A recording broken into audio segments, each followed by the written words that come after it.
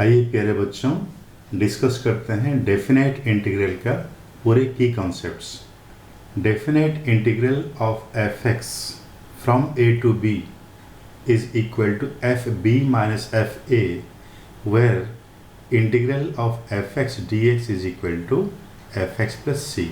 Very important note, if definite integral of fx from a to b with respect to x is equal to 0, then the equation fx is equal to 0 has at least one root lying in open interval ab, provided f is continuous function in open interval ab. Properties of definite integral. Property 1, definite integral of fx from a to b is equal to definite integral of ft from a to b provided f is same। मतलब x के जगह आप कोई दूसरे variable ले आते हैं तो भी कोई फ़र्क नहीं पड़ता। अगर x लिखते हैं तो यहाँ dx लिखेंगे, t लिखेंगे तो dt लिखेंगे। Second property, definite integral of fx from a to b is equal to definite integral of F x from B to A करना चाहेंगे, मतलब ये लिमिट्स को इंटरचेंज करना चाहेंगे तो आपको यहाँ माइनस देना पड़ेगा। Definite integral of F x from a to b is equal to definite integral of F x from a to c plus definite integral of F x from c to b, where c may lie inside or outside the interval AB, closed interval AB. This property is to be used when f is piecewise continuous in open interval AB. Property 4, definite integral of fx from minus a to a is equal to 0 if fx is odd function, that is fx is equal to minus f minus x, and same is equal to twice definite integral of fx from 0 to a। देखिए ये minus a to a है, ये 0 to a if fx is even function, that is fx is equal to f minus x. Property 5, definite integral of fx from a to b is equal to, limit same रहेगा, x के जगह a plus b minus x आ जाएगा। In particular, definite integral of fx from 0 to a is equal to limit same a minus x, x के जगह a minus x आ जाएगा। Property 6, definite integral of fx from 0 to 2a is equal to definite integral of fx from 0 to a definite integral of f 2a minus x from 0 to a is equal to twice definite integral of fx from 0 to a if f 2a minus x is equal to fx is equal to 0 if f 2a minus x is equal to minus fx. Property 7, definite integral of fx from 0 to na is equal to definite integral of fx from 0 to a multiplied by n, ये n बाहर आ जाएगा, where a is the period of the function, that is fa plus x is equal to fx. Property 8, definite integral of fx from a plus nt to b plus nt is equal to definite integral of fx from a to b, where fx is periodic with period t and n is integer. Property 9, definite integral of fx from ma to na is equal to n minus m times definite integral of fx from 0 to a if fx is periodic with period a. Property 10, if fx is less than or equal to 5x for x belonging to closed interval a to b, then definite integral of fx from a to b is less than or equal to definite integral of 5x from a to b. 11th property, definite integral of fx from a to b पूरे का mod is less than or equal to definite integral of mod fx from a to b।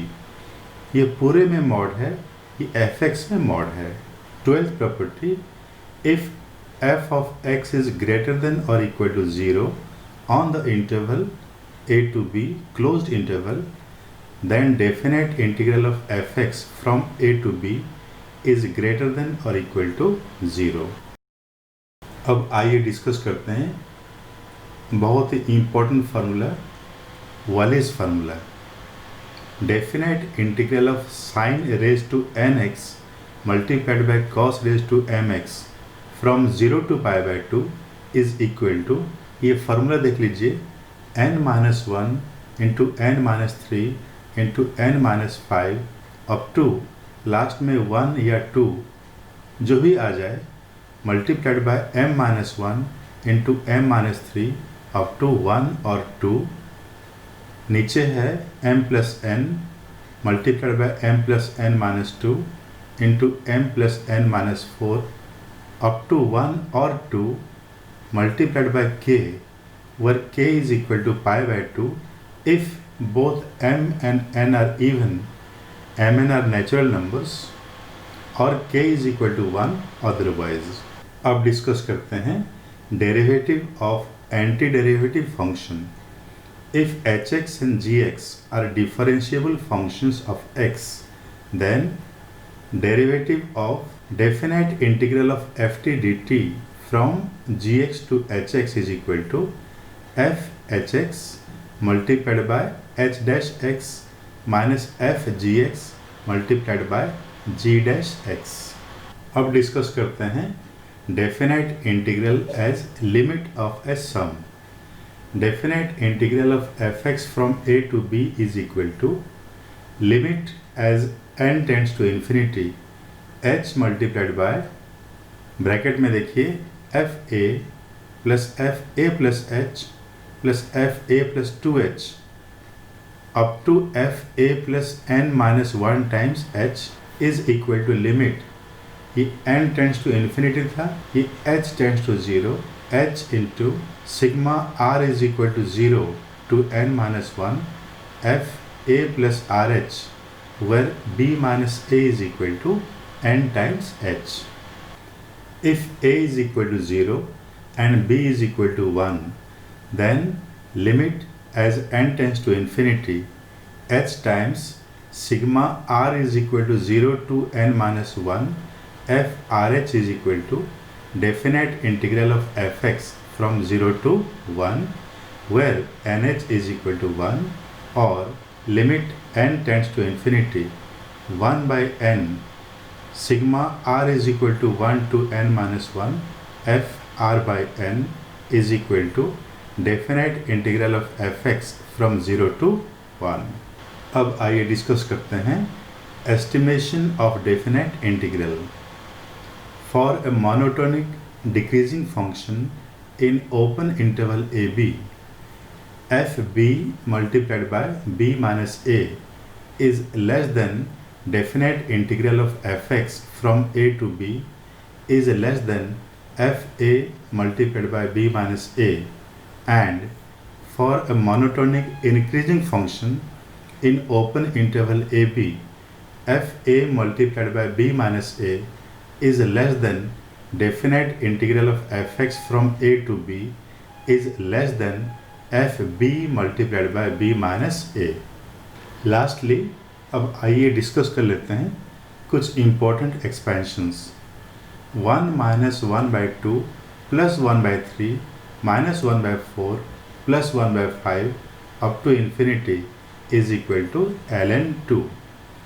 1/1 square plus 1/2 square plus 1/3 square up to infinity is equal to pi square by 6। 1/1 square minus 1/2 square plus 1/3 square minus 1/4 square up to infinity is equal to pi square by 12। 1/1 square plus 1/3 square plus 1/5 square plus 1/7 square up to infinity is equal to pi square by 8। 1/2 square plus 1/4 square plus 1/6 square plus 1/8 square up to infinity is equal to pi square bye 24। प्यारे बच्चों, ये थे definite integrals के पूरे की concepts. इनको अच्छे से प्रिपेयर कर लीजिए। All the best, God bless you.